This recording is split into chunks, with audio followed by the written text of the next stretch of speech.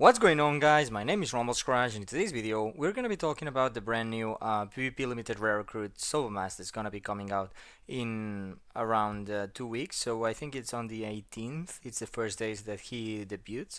So we're gonna be talking about the unit and also about the sugofest. And let me tell you that Soba-Mask is actually going to be one of the best units in PvP. So I highly recommend pulling for him, mostly also because of this Korean merge thing.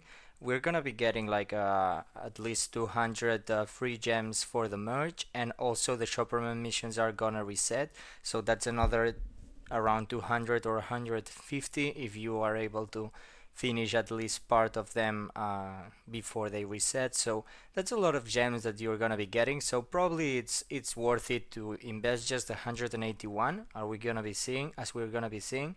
And 181, it's gonna be enough to guarantee the soul mask.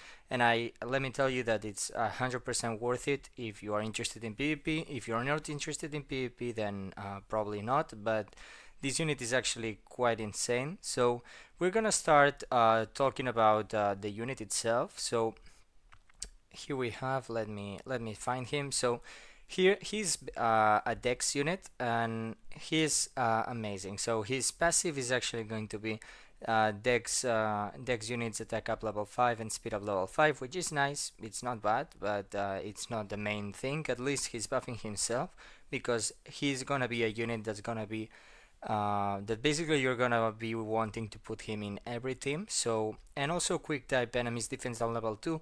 It's kind of niche, but for example in a late game, which is I'm gonna talk about it, but it's where you're gonna be using him.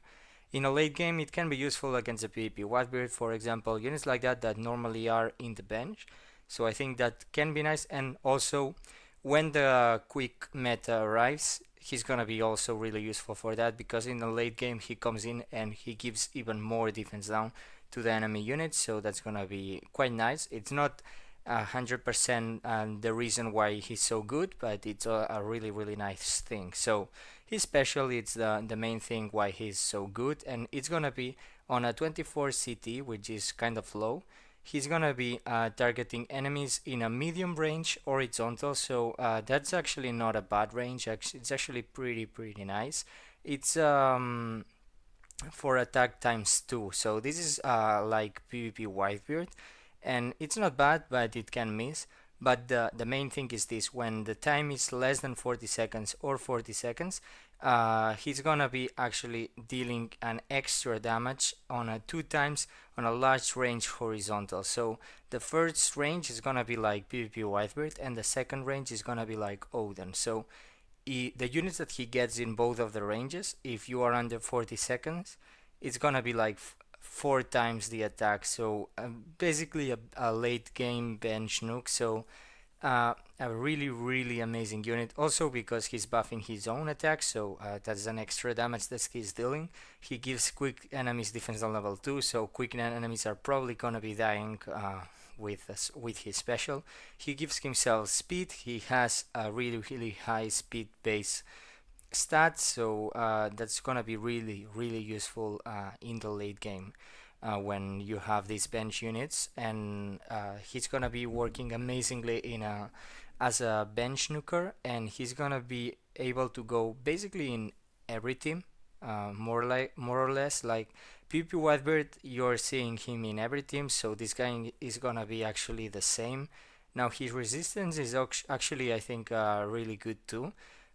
He completely ignores special bind, so that's really nice. But you're gonna be saying that there's actually a lot of units that ignore special bind. So I mean, it's really nice. Don't get me wrong, but a lot of units are gonna be having that. So that decreases a little bit the value of units like Halloween Law and stuff like that. But well, he's a late game unit, and Halloween Law is normally in the main team, so that's not gonna be a huge thing. So his pattern of attacks, it's actually quite nice. So as a unit, he is actually incredibly amazing. It's also really nice that he has both damage reduction, limit break abilities, so that means that you can rainbow him really easily. So basically this unit is completely amazing. Basically, I think if I had to put him, if you have seen my tier list video of units, then you are probably have seen that this is one of the top 3 units in my opinion. If you haven't, then you can go check it out here on top. I will link it here on top. But I would say it's hard to tell. Like the best 3 units in PvP right now, it's probably PvP Whitebeard, this guy, and Roger. And it's kind of hard to place number one, number two, and number three. I mean, Roger is a legend, so he costs more. So, but his use is as in a main team in every team, so that's really really good. But well, it would be a hard decision to place the order of these 3 units, but definitely top three.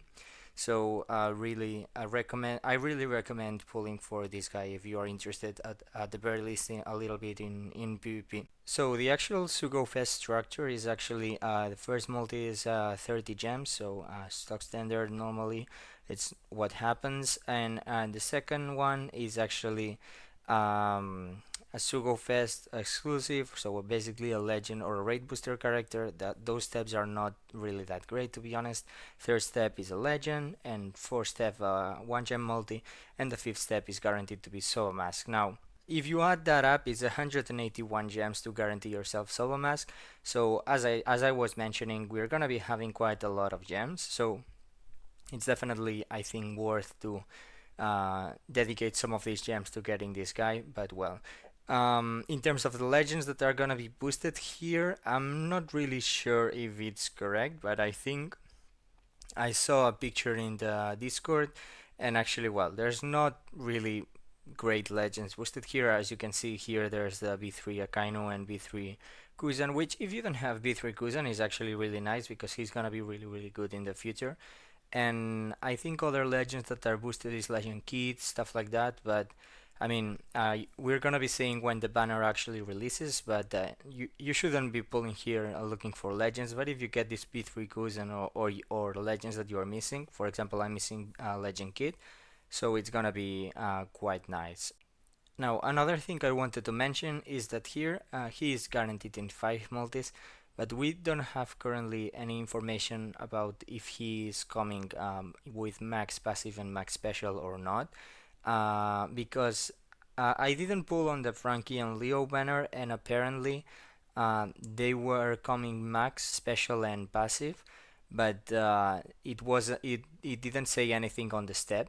So that's kind of weird. I'm not sure if that's real or not. So if you pulled on that banner and got the units, let me know in the comment section down below if the units were actually max without the banner saying anything in the steps, because we cannot actually see the information about this banner. But I remember that when Ors came out, the step number 5 was indicating specifically that he was max, if I remember it correctly. So, I mean, for what people have told me, I'm assuming that he's gonna be coming max passive and max special.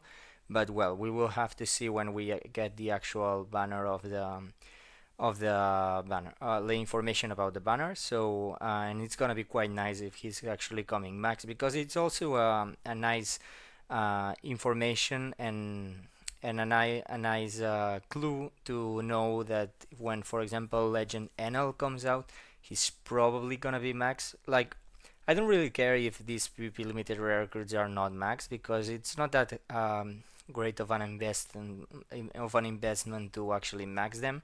But if, for example, PvP Legend NL doesn't come maxed, it's a lot of scrolls to max a legend. I think in terms of Rumble points, it's 297,500. So that's actually a lot. And maxing one of these PvP limited rare records is just like 91,000. So great difference. So I don't mind if one of these units is not max as long as the NL is max. But I mean, I don't think we're gonna be having to worry a lot about scrolls, because, for example, with this Korean merge, the chopper missions are gonna reset. And one thing that I want to tell you, and I will use this video to tell you, it's if you haven't completed the chopper missions in the master difficulty, in which are regarding of leveling up the facilities in Gather Island, definitely do that, because you're getting a lot of scrolls with those missions. I think you're getting like 32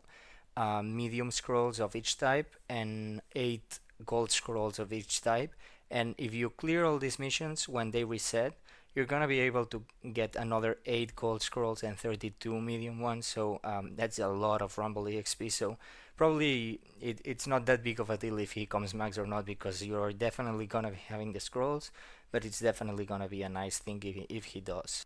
One more thing I wanted to mention, and I will say it now because I didn't know where to mention it, is that the medal exchange has been renewed. So there's actually new units here in terms of, for example, the unit that I actually recommend getting is, for example, if you haven't this V3 or 1 law, I definitely recommend getting him for 400 points in terms of PvP, I mean.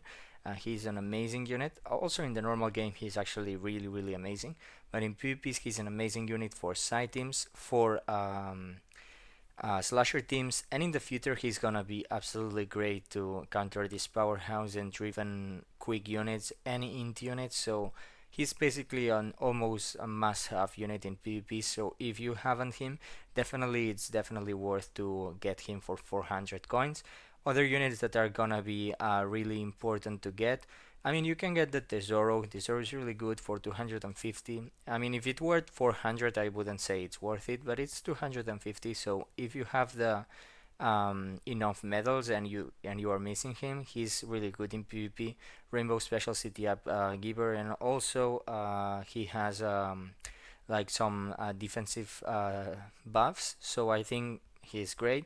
But the main units here are obviously the Doflamingo, the Kizaru, and also the Corazon. So Doflamingo and Kizaru are both must-have units for the slasher team, as you all guys know. So I think 150 for each of them. It's a no-brain situation. If you are missing them, definitely get them.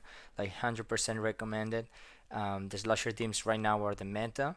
In terms of the future, for probably Doflamingo is still gonna see more play than Kizaru, because Kizaru in the inside a side team, as there's gonna be the main unit in the side team in the future is gonna be PvP legend Enel, and Enel is not slasher or shooter, so Kizaru is gonna see less play in the future. But I think Doflamingo is still gonna see play. I mean, obviously in slasher teams, but also in some kind of possible in team with Legend Moria. So I think he's definitely gonna be a unit that still is gonna be seeing a lot of play.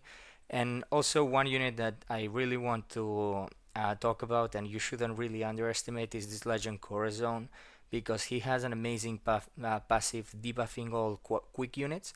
So in the future, you're really gonna want this Corazon, and I think right now 150 medals, it's definitely a good investment. So if you already have all these units, which is probably what you have, I mean, maybe you're missing some of the Dofi or Kizaru and stuff, but if you already have one Olo and you're missing Corazon, I think if you have the medals, it's 100% worth it, because you're gonna be saving you a lot of trouble if you can somewhat counter the quick team.